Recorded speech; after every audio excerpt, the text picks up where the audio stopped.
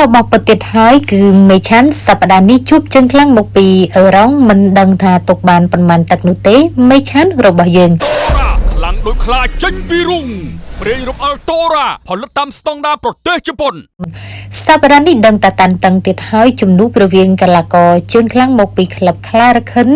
នីរីវ៉ាផាដែលបងប្អូនស្គាល់ថាមេឆាននឹងត្រូវជួបជាមួយនឹងកីឡាករមកពីប្រទេសអឺរ៉ុងនៅសង្វៀន Boostrong King of the Ring គុនខ្មែរសង្វៀនមូលមុនគេបង្អស់ថ្មីប្លែកហើយនៅក្នុងថ្ងៃស្អែកនេះដែរស្ថានីយ៍ទូរទស្សន៍ថោនមានគូមិត្តភាពជាតិនិងអន្តរជាតិគុនខ្មែរកងចេញមរៀងគុនខ្មែរ Rule MMA Gloss ជាច្រើនគូទៀតដែលសិតសឹងតែជាគូជក់ចិត្តចំណែកគូដែលឲ្យចាប់អារម្មណ៍នោះគឺគូមេឆានដែលនឹងត្រូវជួបជាមួយនឹងកីឡាករ Fayan ដែលមានប្រវត្តិប្រកួត28លើកឈ្នះរហូតដល់20ដងគេគឺជាកីឡាករស្វិតដែលមិនងាយមានគូប្រកួតណាអាចផ្ដួលបានឡើយមិនតែប៉ុណ្ណោះក៏មានការប្រកួតរវាងនីនសក្តាប៉ះជាមួយនឹងពៅម៉ាប់នៅប្រកួតជាមួយនឹងប្រាក់ស្ដាយណាសម្ផស្សគុនខ្មែរប៉ះជាមួយនឹងកីឡាករសេកគឹមឆៃនីវីវ៉ាផាប៉ះជាមួយនឹងជើងខ្លាំងអឺរ៉ុង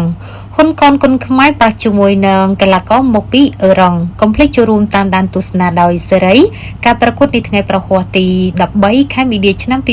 2025កម្មវិធីនឹងចាប់ផ្ដើមពីម៉ោង 7 យប់តទៅទីតាំងនៅស្ថានីយ៍ទូរទស្សន៍ថោនផ្សាយផ្ទាល់នៅលើកញ្ចក់ទូរទស្សន៍ថោន Full HD TV